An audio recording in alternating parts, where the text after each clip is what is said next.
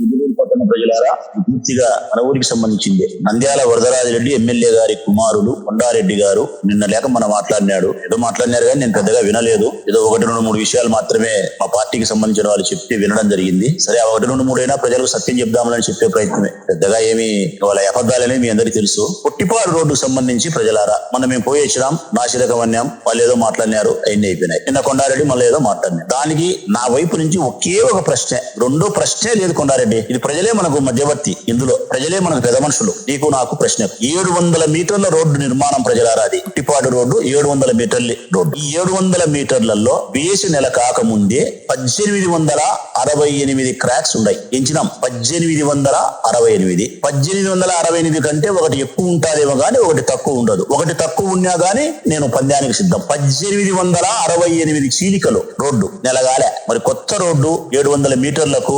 1868 చోట్ల ఇన్ని చీలికలు క్రాక్స్ వచ్చినాయంటే దీన్ని నాసిరకం అంటారా, నాణ్యత కలిగిన రోడ్డు అంటారా? ప్రజలారా, నేను అధికారులను కూడా అడుగుతా ఉన్నా. కొత్త రోడ్డు వేసి 5 కోట్ల రూపాయలతో రోడ్డు వేసి నెల కాకముందే 1868 చోట్ల చీలికలు వచ్చినాయి, క్రాక్స్ వచ్చినాయి, నాసిరకం అంటే దీన్ని మీరు సమర్థిస్తారా? అధికారులారా, వీళ్ళకు బిల్లులు ఇస్తారా? మీరు సమర్థిస్తే ఈ చీలికలు వచ్చిన, ఈ క్రాక్స్ వచ్చినటువంటి 1868 చోట్ల క్రాక్స్ వచ్చినటువంటి ఈ నాసిరకం, అత్యంత నాసిరకం ఈ రోడ్డు పనిని మీరు సమర్థిస్తే తప్పనిసరిగా దీనిపైన అదే రోడ్డు మీదనే మరొక 6 నెలల తర్వాత అయినా, సంవత్సరం తర్వాత అయినా వర్షాలు పడి రోడ్డు గుంతలమయమై ప్రజలు బాధపడినప్పుడు అదే రోడ్డు మీదనే నేను ఉద్యమం చేయాల్సి వస్తుంది. సంబంధించిన అధికారులు చెప్తా ఉన్నా, అదే రోడ్డు మీదనే వంట వార్పు చేస్తా.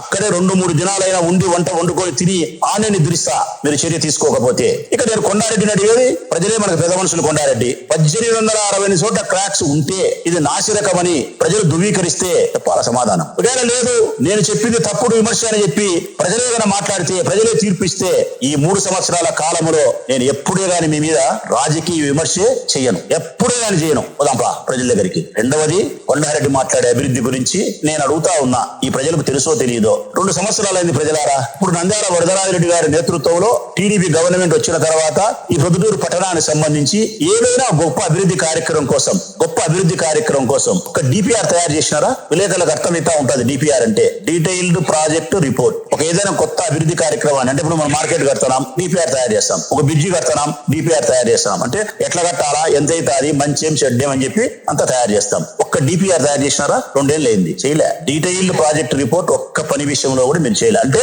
మీరు కొత్త చెప్పుకోదగ్గ అభివృద్ధి కార్యక్రమానికి మీ హృదయంలో తొలి బీజమే వెయ్యలేదు అని దాని ఆంతర్యం. మరొకటి మీరు మాట్లాడేది ఏంటంటే తెలిసిన, మార్కెట్ పనికి సంబంధించి మాట్లాడుతున్నారు. ఇది ప్రజలకు నేను కొద్దిగా శ్రద్ధగా వినమని కోరుతా ఉన్నా. ముకులిత హస్తాలతో నా 2 చేతులు ఎత్తి మీకు దండం పెట్టి చెప్తాను ప్రజలకు. నేను ప్రొద్దుటూరు ప్రజలకు 2 చేతులు ఎత్తి కొద్దిగా నిశ్చితంగా నా మాటలు వినండి. కారణం, నాకు సాక్ష్యమైన, న్యాయ నిర్ణేతలైన, సానుభూతి పరుడైన, నా బలమైన ఈ ఊరి ప్రజలే. నాకు సుప్రీంకోర్టు అయినా మీరే, హైకోర్టు అయినా మీరే, ఎన్నికల్లో నన్ను గెలిపించినా మీరే, ఓడించినా మీరే, నన్ను గౌరవించినా మీరే, నా సర్వం మీరే. ప్రజలారా, నిశ్చితంగా నా మాటలు గమనించండి. మార్కెట్ మేము సుమారు 52 కోట్లు జిఎస్టీ పాడు పరదేశి పోతే నిర్మాణానికి చేయాల్సిన డబ్బు కేవలం 40 కోట్లు. 40 కోట్లతో నిర్మాణం అవుతుంది. 10-12 కోట్లు జిఎస్టీలు పాడు పరదేశి పోతుంది. ఈ 40 కోట్ల రూపాయల నిర్మాణానికి సంబంధించి మార్కెట్ కట్టాలనే సంకల్పం మాదే. మా ముఖ్యమంత్రి గారిని ఒప్పించుకునేది మేమే. దీనికి 40 కోట్లు 50 కోట్లు నిధులు ఇచ్చినది మా ముఖ్యమంత్రి. అవన్నీ టెండర్ ప్రక్రియకు వచ్చి అన్ని పనులు చేసేదానికి నాకు ఉపయోగపడింది మా ఎంపీ,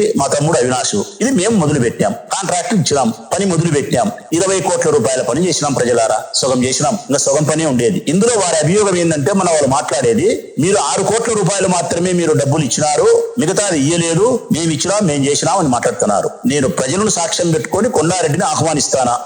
ఛాలెంజ్ నీకు కొండారెడ్డి. 20 కోట్లు చేసిన పనికి మా ప్రభుత్వంలో 6 కోట్ల రూపాయలు బిల్లు కాంట్రాక్టర్ తీసుకున్నారు. మరొక 13 కోట్ల రూపాయలు, మరొక 13 కోట్ల రూపాయల పనులు, 13 కోట్ల రూపాయల డబ్బు CMFS ద్వారా రాష్ట్ర ప్రభుత్వము కాంట్రాక్టర్ కు డబ్బులు చెల్లించడానికి అయితే ఎన్నికలకు 2 నెలల ముందు విడుదల చేసింది కాబట్టి, ఎన్నికల కోడ్ అడ్డంకి ఉంది కాబట్టి, ఎలక్షన్లు అయిపోయిన తర్వాత కాంట్రాక్టర్ డబ్బు తీసుకునే దానికి రాష్ట్ర ప్రభుత్వం డబ్బులు ఇచ్చింది. దాన్నే CMFS అంటారు. 13 కోట్లు అంటే మా ప్రభుత్వంలో చేసిన 20 కోట్ల పనికి గాను 6 కోట్ల రూపాయలు 7 కోట్ల రూపాయలు బిల్లు చెల్లించినాము. మరొక 13 కోట్ల రూపాయలు రాష్ట్ర ప్రభుత్వం డబ్బులు ఇచ్చింది. ఎన్నికల కోడ్ అడ్డం వచ్చిన కారణం చేత ఆ 2 నెలలు ఇయ్యలే. మరి ఆ 2 నెలలు అయిపోయిన తర్వాత కాంట్రాక్టర్ కి డబ్బులు ఇవ్వాలి కదా ప్రజలారా. మేము ఇచ్చిన డబ్బులే కదా. మేము ఇచ్చిన డబ్బులు ఎలక్షన్ అయిపోయిన తర్వాత ఇచ్చేదానికి మనసు రాని ఈ చంద్రబాబు నాయుడు ప్రభుత్వానికి మేము ఇచ్చిన డబ్బులు ఇచ్చేదానికి 2 ఏళ్లు పట్టింది. మేము ఇచ్చిన డబ్బు ఇచ్చేదానికి కాంట్రాక్టర్ కు 2 ఏళ్లు పట్టింది. 2 ఏళ్ల తర్వాత మీరు చెప్పింది ఏం తెలుసా? ఈ డబ్బు మేము ఇప్పించినామంటారా?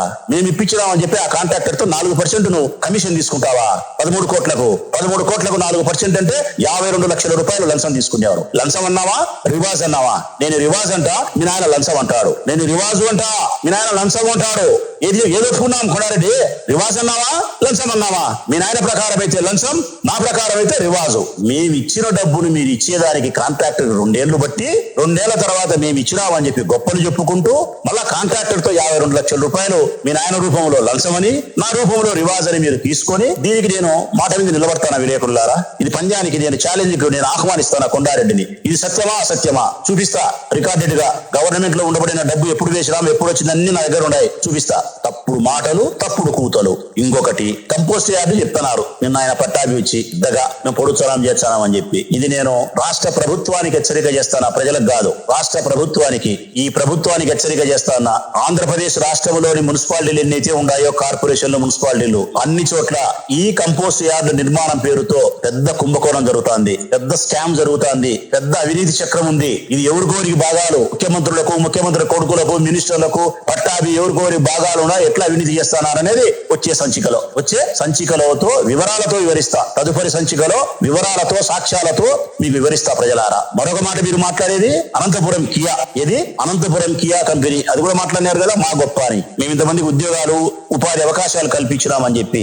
ప్రజలారా, అనంతపురం జిల్లా ప్రజలారా, రాయలసీమ ప్రజలారా, అనంతపురంలో కియా కంపెనీ మన గడ్డ మీద కియా కంపెనీ పెట్టి, మన నేల మీద పెట్టి, మన నీళ్లను ఉపయోగించుకొని, మన విద్యుత్తును ఉపయోగించుకొని, మన ప్రజలను ఉపయోగించుకొని మనకి ఇచ్చిన ఉద్యోగాలు ఏందో తెలిసిన వాళ్లకు అన్యాయం, మానసిక బాధ కలుగుతుంది, అసహ్యమైతాది. పెద్ద పెద్ద ఉద్యోగాలు, పెత్తనాలు చేసే ఉద్యోగాలు, అధికారం చెలాయించే ఉద్యోగాలు, తక్కువ చేసుకొని టై కట్టుకొని ఏసీలో కూర్చొని పెన్ను తీసుకొని సంతకాలు పెట్టి చేసే ఉద్యోగాలన్నీ ఇతర రాష్ట్రాలకు సంబంధించిన వారికి ఇచ్చినారు. 1,00,000, 2 లక్షలు, 3 లక్షల జీతాలు మన గడ్డ మీద పెట్టి, మన భూమిలో పెట్టి, మన నీళ్లు తీసుకొని, మన వాళ్ళతో పని చేసుకొని మనకి ఇచ్చిన ఉద్యోగాలు ఏందో తెలిసిన అనంతపురం వాళ్లకు, రాయలసీమ వాళ్లకు బాత్రూములు కడిగేది, లెట్టిన్లు కడిగేది, బరువు పనులు చేసేది, సంచులు బరువులు మోసే కూలీలు, బరువులు మోసే కూలీలు మా రాయలసీమ బిడ్డలు బాత్రూములు కడిగే వాళ్ళ. ఇదేనా మీరు మాకు ఇచ్చిన ఉద్యోగాలు? తెలుగుదేశం పార్టీ ప్రభుత్వాన్ని అడుగుతా ఉన్నా. రాయలసీమకి ఎనలేని ఉద్యోగ ఉపాధి అవకాశాలు ఇయ్యనా? బాత్రూములు కడుక్కునేదానికి, లెట్టిన్లు కడుక్కునేదానికి యా ఊళ్ళో పోతే మేము కడుక్కోలేమయ్యా? రాయలసీమ ప్రాంత ప్రజలు మీకు అంత సులకనగా కనిపిస్తున్నారా? చంద్రబాబు నాయుడు బరువు పనులు మాత్రమే మోసే కూలీలుగా కనిపిస్తున్నారా? ఆఫీసులలో కూర్చొని, ఏసీ రూమ్ లో కూర్చొని అడ్మినిస్ట్రేషన్ చేయగలిగిన విద్యావంతులు మా పిల్లలు కాదా? ఒక్కసారి ఏ కంపెనీలో ఎంతమంది ఉద్యోగాలు చేస్తున్నారు, ఎవరెవరు ఏ ఉద్యోగాలు చేస్తామో పరిశీలిస్తామా? దీనికి కూడా మీకు ఆహ్వానమే.